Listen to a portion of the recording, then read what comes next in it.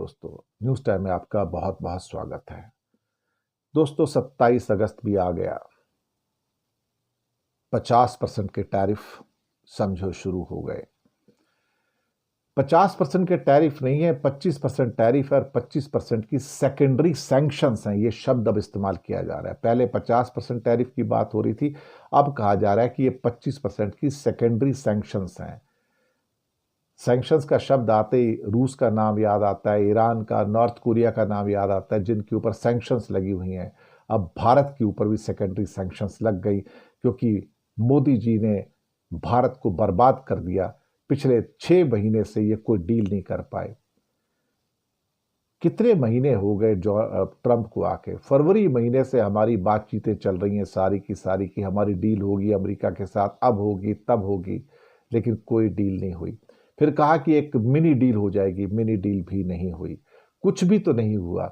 लेकिन हाँ, आज से सारे ऑर्डर अमेरिका के कैंसिल हो चुके हैं।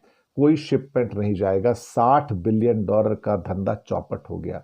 10 करोड़ लोगों की काली दिवाली आ गई साहब, कोहराम बचेगा अब।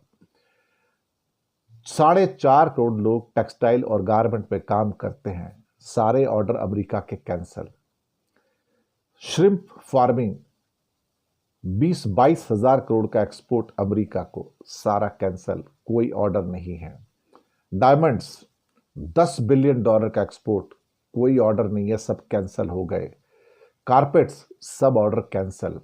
Leather goods order cancel. Machineries order cancel.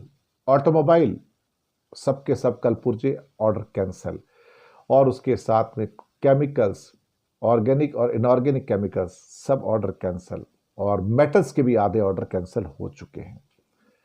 यहां से अब आपको वो काली छाया राहु केतु की नजर आएगी, जहां पर सारे के सारे जॉब्स खत्म होते नजर आएंगे। अब आपको हर तीसरे दिन एक ही खबर मिलेगी कि इस कंपनी से इतने लोग निकाल दिए, इस कंपनी से इतने निकाल दिए, यहां से इतने बेरोजगार हो गए, यहां इतने बेरोजगार हो गए। इसके बाद हिंदुस्तान में अगर ये हमारे टैरिफ नहीं हटते तो अगले 6 महीने तक या इस साल के एंड तक आपको सिर्फ रिट्रेंचमेंट की और बेरोजगारी की खबरें आएंगी कि इन लोगों के रोजगार गए, इसके रोजगार गए, उसके रोजगार गए। सरकार को पता है, लेकिन इसके बारे में कोई बात नहीं करता है। टीवी न्यूज़ चैनल पे एक ही न्यूज़ आती कि भारत की जीडीपी 0.3% कम होगी, 0.4% होगी, लेकिन हम खड़े रहेंगे, हम मुकाबला करेंगे। मुझे लगता है कि खोखला चना बाजे घना। हम अपने आप को ज़्यादा बड़ा दिखा रहे हैं, ब्रह्मांड का स्वामी बन के दिखा रहे हैं। हम दरअसल एक बहुत, क्या कहते हैं, दीमक लगी दीवार की तरह खड़े हैं। कब भरभरा कर गिर जाएगी पता नहीं। 50% के आगे हम नहीं खड़े हो सकते साहब, आप जितना मर्जी कर लो। और आप सोचोगे कि हमारा सामान कहीं और बिक जाए, सवाल नहीं पैदा होता, क्योंकि वहां चाइना दीवार बन के खड़ा है और चाइना का माल हमसे 10 गुना सस्ता है। लोग हमारा माल क्यों खरीदेंगे अगर चाइना का माल अवेलेबल है?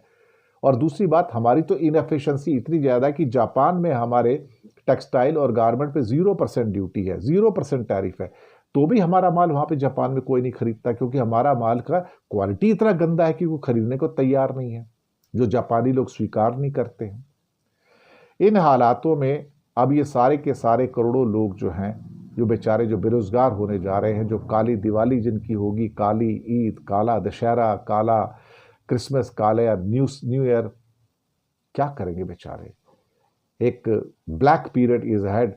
और मोदी शाह को कोई चिंता नहीं। भारत मरता हो तो मरे, लोग मरते हो तो मरे, भूखमरे मरते। जहां अभी 80 करोड़ को अनाज मिलता है, अब 130 करोड़ को अनाज मिलेगा जाके। और क्या करोगे? बाकी 10 करोड़ ही है जो गुजारा कर पाएंगे।